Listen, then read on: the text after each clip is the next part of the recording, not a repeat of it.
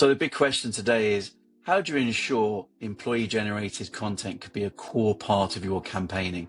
It's really important to lean on employees to actually make sure you're having a variety of voices, but also being efficient with what you're spending on the creation of content. So that's why I'm delighted to have Erik Rivas here from Police Now. We had a great conversation with him about how to do this. So let's get on with the chat. Erik, how you doing? Doing well, thanks, Chris. Thanks for joining us. Look, I think let's dive straight into it. You know, we've had some great green room chat, and so I know there's plenty of gems going to come from this episode. But let's just start out with a bit of a quick intro about yourself and your role in the organisation you work for. Sure. So again, my name is Erik. I'm the head of employer brand and recruitment marketing at Police Now. So we're a not-for-profit organization. We're a top graduate employer where we recruit graduates into roles in policing as neighborhood officers, detectives across multiple specialisms like counterterrorism, economic crime, and more. So we're talking about co-created in the series, which is about creating that authentic content with employees. So what is in terms of your kind of employee generated content journey, what were the things you were trying to address with this approach of using employee generated content? Yeah, I think what it comes down to is making sure that those voices that are so critical for your candidates to hear get front and center in that journey. There's a lot that can be done with like high production video, but when it comes to that kind of authentic user generated content, it gives you the opportunity to really try and drive, awareness to roles, to people, to those from even underrepresented groups, access to understanding whether these sort of roles are right for them, front and center. And so that really is what it comes down to for us. It's about driving the right people into our program, into policing, and hearing from those who've done it, have come through our program, that are performing really high, that have gone through the ranks. And that user-generated content is what allows us to share that story. Love that. And, for you specifically, Erik, why is employee-generated content so important, to you personally in your role, leading all things employer brand, but also the wider business? What is the sort of overarching importance of this as a topic? Well, for us, it's about setting the realities of the role from the onset for our candidates. Getting into policing, you really need to, it needs to be a conscious decision. And a lot of the times we're recruiting people that never thought of this as an opportunity of work. We're getting people from, all different walks of life that have different associations with police in the past. And so for us, what it comes down to is as marketers, as employer brand people, there's only so much we can do ourselves to share that reality of the role, of showing what life in this role is going to be like. And so this user generated content from our employees, or from the grads that we're recruiting and that are in our program, or alumni of our program, they're the ones that really have the story to tell. They're the ones that are going to tell candidates what it's like, the real kind of day in, day out that they're going to experience. And yes, it's never going to be sort of real, and they're never really going to understand until they step into those shoes, and they, day one, they enter into their new role. But allowing us to share those stories through video gives us, a step forward in the right direction of allowing us to reveal those realities as best as we can. Because it's probably fair to say, Erik, that you're working across an industry that is filled, for so many people anyway, it's filled with so many common kind of probably misconceptions. They've got these preconceived ideas about what they think it is, even though they've never actually looked behind the curtain of what's on the other side. But I think people look at that particular kind of section of the market thinking they know things, but they probably don't really know what it's like at all, do they? So I'd imagine video and storytelling is more important in your sector than so many others. Yeah, I mean, and why would they know? Unless you have family in policing, or what, that, or you have other people close to you that you can ask. Um, you wouldn't know. And most people associate, think flashing blue lights, driving past you, being first, responders to a scene, or they think, or they watch all these detective films and they think, oh, it'd be cool to be a detective and solve big cases and that sort of. And so, if you don't have those connections to policing, that's what you know. But there's so many other areas of policing that requires so many different types of skills, from data, someone who has a very kind of data centric mindset, someone who's can problem solve, somebody who's has leadership qualities in them. There's just so many skills that people possess that actually you can use those skills to allow you to save a life, protect the most vulnerable, transform communities. Like, these are the things that actually you can do those skills with. I see Chris thinking, both of you thinking, oh, maybe I'll join the program. Oh, exactly. I've already got it up on the tab. Yeah. Just searching now. But it's one of those challenges, isn't it? Because it's like, it's very, we know about, it's not like the best kept secret, like, a number of roles are, it's people know about policing, due to maybe their connection with it through family, but also because they say what they see on TV. So there's that real importance of having those kind of multiple voices, not only from different roles, but also from different experiences that do address those misconceptions, or just help people understand that they may not even consider it because they just feel, well, that's absolutely not for me. Why would I bother looking into it? But I suppose having that variety, that diversity of voices is really important, right? Yeah, and to address the things in policing that aren't right either, which is so important. And we kind of had look at those sort of challenges and issues within policing and tackle those straight on with the voices of policing within our program as well, because there's been lots and lots of reviews out there. You see it in the news, of police officers, who, certain police officers who've never should have been officers in the first place, getting it wrong and sort of ruining it for the rest that are in policing for the right reasons. And so, yes, and so we need to address the realities as well from that case of what sort of culture are they entering into, and that it's a culture of transition and a culture that's being transformed by the people that we're bringing in that have that kind of right mindset, that want to make sure that policing is a service that both the public and policing can be proud of. And those are the types of people we want to recruit into our program.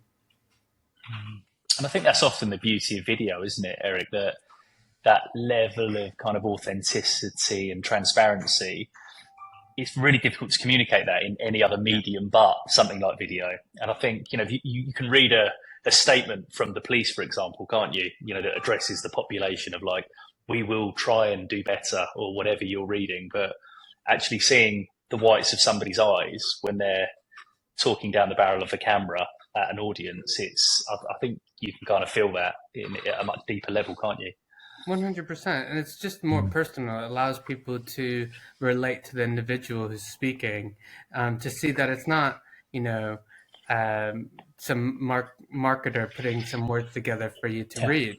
It's an actual person that, has experienced these challenges, who've come from different walks of life, different sort of lived experiences, that are telling you this, to you through video. And so there's just, no other sort of piece of content or no another medium that can actually offer that for us marketeers that really rely on our employees, on the people who've gone through that experience to tell it how it is. There's a chance to give a bit of a shout out to Vouch, Andy Mallinson and the team at Vouch, where they talk about how yes, using platforms like Vouch are really important to get that employee generated content, but it's not necessarily an either or. Yes, there's some organizations that might have to lean totally on employee generated content, maybe because of budgets, but Andy always says, often he said that it's about that balance between the two, between the higher production, say, marketing type content and the employee generated content. How do you get that? How's that balance worked with you? Because I've seen you've done some great videos, which are higher end productions, but also you do have lots of employee generated content. So how do you kind of get that balance right? Yeah. And it is necessary. Both are, for us, very necessary. It's not, you can't go and create high production content, all the time, whether it's time restrictions or budget restrictions, it's just not feasible. Also, in our world where, you're dealing with people in the front line, it's really difficult to get, to them, to record and to create that production. So we have to rely on Vouch, for example. We brought on Vouch that allows us to, get content from them from the comfort of their own home, but in a way that doesn't sacrifice quality, because that's really important to us. It streamlines the ability to get that story or content quickly. Sometimes we change the types of locations and forces and areas that we're recruiting, so we need new stories quickly. So rather than, thinking, oh, in, 5 months time, we're going to create that new production. No, we need this in the next few weeks. Vouch makes it easy for us to send that, set up a quick campaign, send those links over, and ask individuals to record themselves in a way that, allows us to use that content in multiple different ways. So for us, it's really 50-50. We have our high production stuff for campaign specific things. That it's really useful. It's filled with our website. But for those day-to-day stories, for the realities of the role, for us to be able to quickly share experiences campaign by campaign, Vouch is really where we kind of lean on in terms of that kind of quick user generated content. So that's kind of how we sort of balance it. And it allows us to get more content as well, because where you're high production, time is so important, right? You can only record so much, and then get so much back from that. Whereas Vouch, we can create more content and then cut it up as we please over time. Mm-hmm. So you're clearly achieving some really good buy-in internally with various stakeholders across different parts of the business. There's clearly a strong level of advocacy in place now. How are you managing to kind of get people on board with the whole kind of employee generated content journey? Because you're clearly doing a good job of it. It'd be nice just to get an insight to how some of those conversations go and how you're managing to, create that broader adoption internally in the business, particularly with Vouch. Yeah. So for us, it all comes down to the types of people we recruit into policing, because we know if we get that right, then we can achieve what our mission is as an organization. So it comes back down to what is it that we're trying to achieve. And so for us, a big part of what we're trying to achieve is to bring people into policing that never had considered policing, bring that difference of thinking, bring that diversity.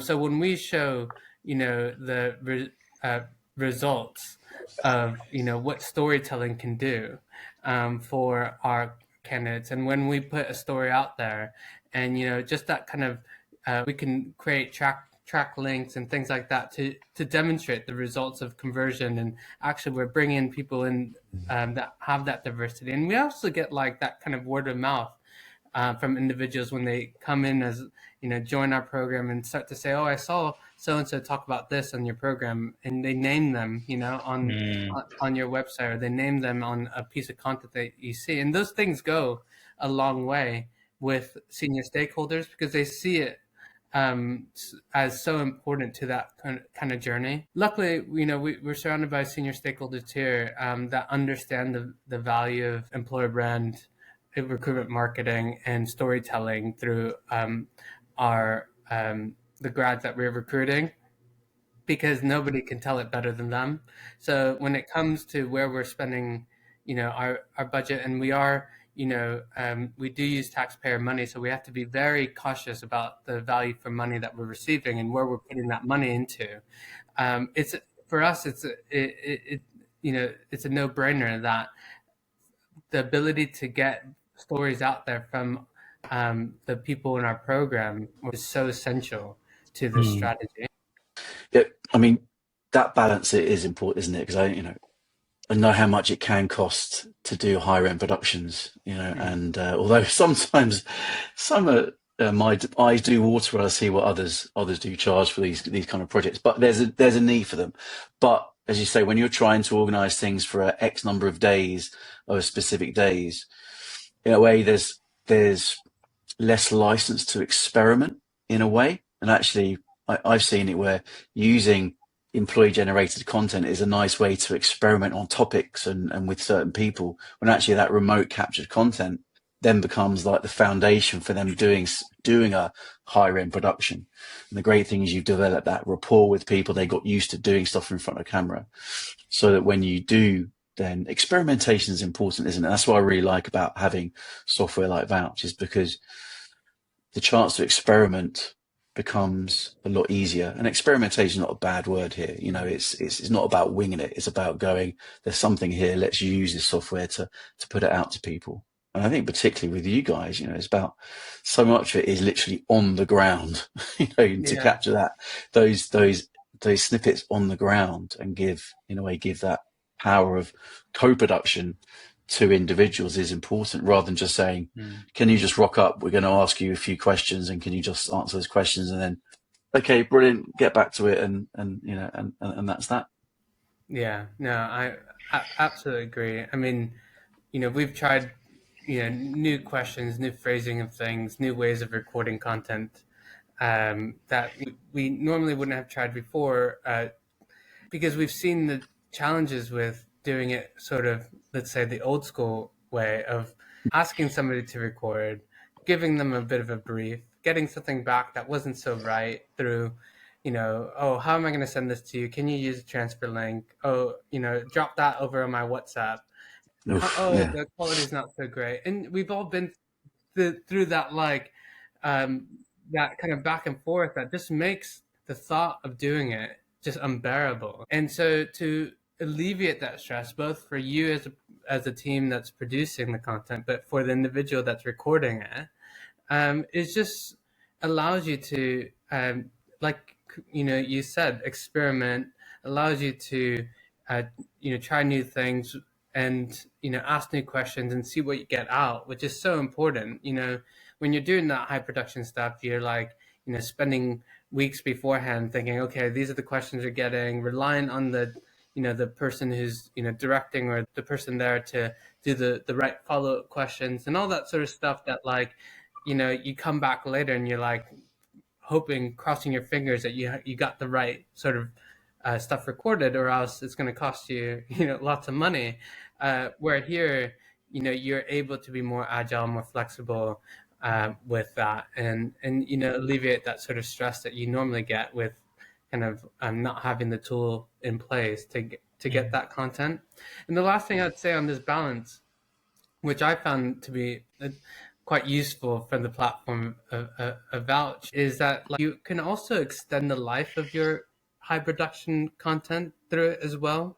Because a lot of us struggle with you create a campaign and you go do this recording, you might record 5 people that day, and you're getting, you get you record them for like half an hour or something, like 30 minutes, and you get all this content from them, and then you end up using like a minute or less than a minute of them pieced It's together, right? true. Or like even Yeah. sometimes like 20 seconds of what they've said, and all that other recording sometimes you never sees the light of day.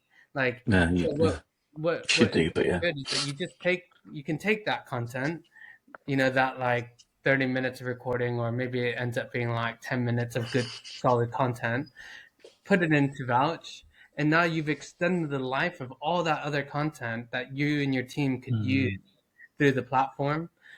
So there's definitely lots of uses that like allows you to use Vouch in its own way, but also to extend things that you've already done. And it's great, isn't it? Like it's, I remember, I think you said last week, didn't you? Tell us a bit about this. This is this thing about you going onto the platform and going and searching for things, your team's searching for certain topics. And actually then all of a sudden the content surfaces and then you can repurpose it. That sounds like, oh, that sounds Like great. magic. Yeah, it does. It's like these things exist. Wow, it's brilliant. I speak from a place of, understanding the frustrations of like content going missing and content sort of, you use it for a little bit of time and then like it never gets used again. And I think it's just so important that if you're going to have, if you're going to get buy-in from your senior stakeholders to invest in something, that you extend the life of that as long as possible to make the most of it. Because we tend to like want the new best thing, right? We want to go shoot again. We want to go get new stories, but like those stories that we've had that they're still very valuable to candidates that have never seen them, and you're getting new candidates all the time. So for them it's new, for you it might be old, and so for you, the team, to be able to have a sort of a central place of content management, and to be able to remind yourselves and categorize and search for things that allows you to like bring and resurface content that you've done for new purposes or to new edit or part of a new campaign. It's just so helpful and so useful to have that there. Yeah, I was just going to say, I think it's particularly important in our field of employer brand because we often get beaten with that ROI stick. And to have a tool that enables you to extend the lifespan of content, enables you to really kind of squeeze the fruit and just get so much more juice from it. There's sometimes hero videos get made, for example, in employer branding for tens of thousands of pounds. They get stuck on a landing page. Or sometimes they're used for one campaign, never see the light of day again. So to have a platform, I suppose, like Vouch, where you can extend lifespan and just get so much more juice, I suppose, out of the fruit, it's invaluable, really. Yeah, It's and really true. in a discussion we had about, I mentioned in a recent conference I was at, there was discussion around this, and there were some organizations very reluctant to use employees at all because the investment of employee content and then them leaving and then having to remove that content is too daunting. So that they're forced to use actors, and thankfully I've never had to use actors in any of my work, but I'm sure that there's organizations that require that, and the ability to say to an organization, well, look, we have a content management system. If that were to happen, it's all centralized. So us to be able to like maneuver and remove them and change is so easy. It's you can create a better argument, but sometimes when you have to remove somebody's piece of content because maybe they're you're required to, it can sometimes be a minefield of where does all this content live, on this drive over here, on this link over here. I sent it to this person, and you're having to communicate. Like having a centralized place for where people get their content is so important. It's true. Now, I was going to ask, although the thing about AI, those big two letters AI, but I think what we do is we've got a separate conversation that we're going to be sharing. So anyone who is listening, just make sure you pop to the link somewhere near this video or this piece of audio, and you'll be able to get access to that by signing up. So you're going to get all episodes, future episodes, into your inbox. But that conversation around AI is definitely, I think, worth its own standalone slot. But so just a one or two questions left, I think. But in particularly this thing about success factors, using employee generated content and using it through a platform like Vouch. What are a few of the big tick boxes in terms of, yes, it's, there's been success taking this approach and using this kind of technology? Yeah, so I think we're a bit, we brought on Vouch this year, so we're still working through how we use it as an organization. We've done some good things on it, but for us, again, it's about making the most of that content that we already invest in and that we're going to invest in. When we are able to see the kind of the overall engagement we get from this content across both socials, across our onboarding, which is part of an area that my team leads. So we're trying to make sure that those who get an offer from us continue and stay on the program as well. And that kind of continuous storyline from attraction all the way up until onboarding and being able to see the fruits of our labor of like reducing our attrition in the onboarding is absolutely critical. For us, that has been probably the thing that has cost us most as an organization is higher attrition, which a lot of the graduate market has seen. And so for us, that storytelling element and seeing that attrition down over time is so critical. And I bring that to being able to bring these stories in front of these individuals that are always asking themselves, is this the right choice for me? And yes, we can sit there as a team and say, yes, it is. Absolutely. Go ahead with it. But we know it doesn't work that way.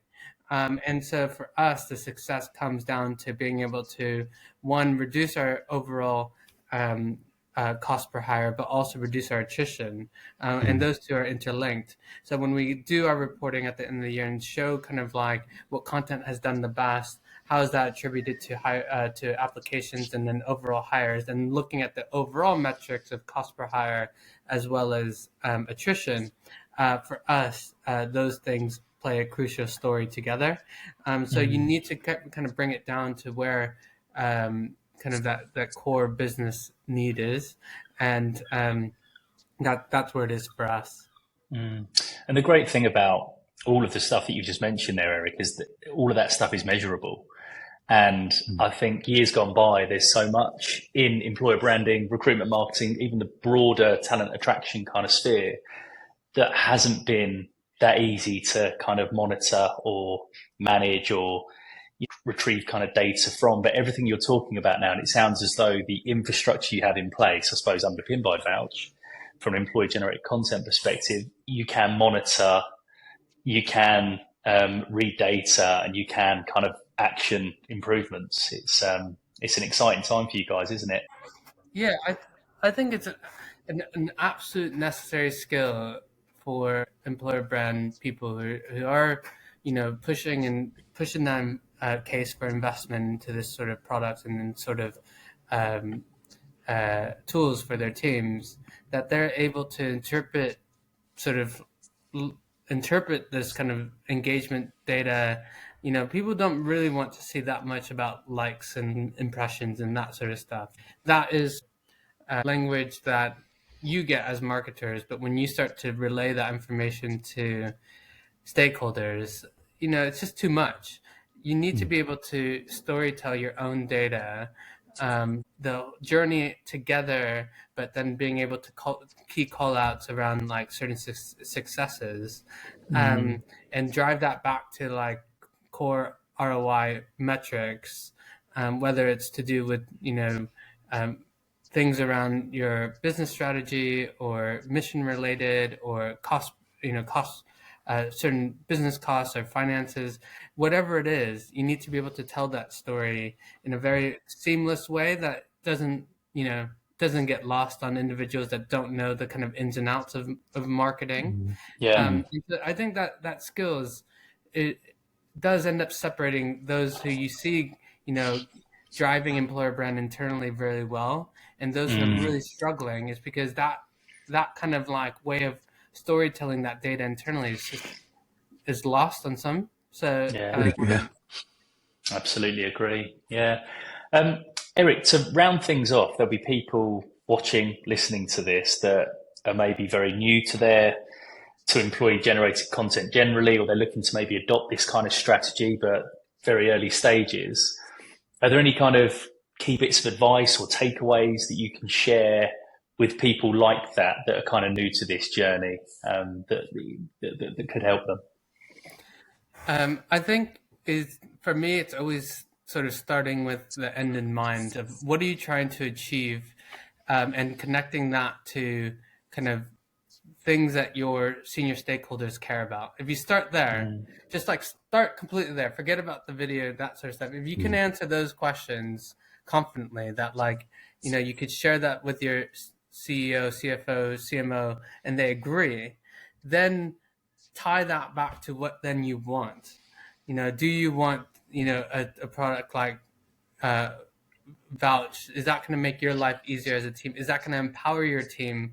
Is that going to increase efficiency, for example, which, it does. It allows us to rely less on agencies, rely less on external kind of work that we need. So those things, save us both efficient, but also is going to drive down costs. And then if we can do that sort of thing, then we achieve that kind of end business goal that we've initially talked about. And you link those two together to create your kind of internal business case. And that to me is my biggest advice. Everything else, I think most people, know what to do. Experiment, get those stories out there, get in front of the right people, try new people, try new voices. Don't just rely on people that like you see over and over again because they're the ones that want to speak. Really try to coach those individuals that normally wouldn't raise their hands for video, and put a safer environment in place for them. There's tools where it's not just about recording by yourself. You can record with two people, and then you can take that recording away and edit it. So like there's safer methods and things like that allows you to get content from people that normally would be too shy or too uncomfortable to do it. And I think that is so incredibly important, because I've been in organizations where you see the same people raising their hands every time, and they become the face of your organization, when actually it's not representative of your organization or of the people you're trying to recruit. So it's just it's incredibly important that you get those kind of well-rounded voices in the room. Love that.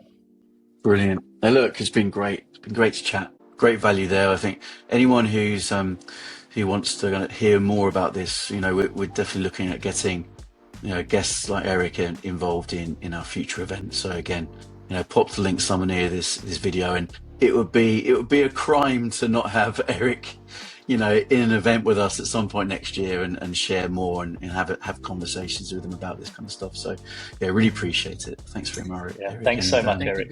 Yeah. Take care.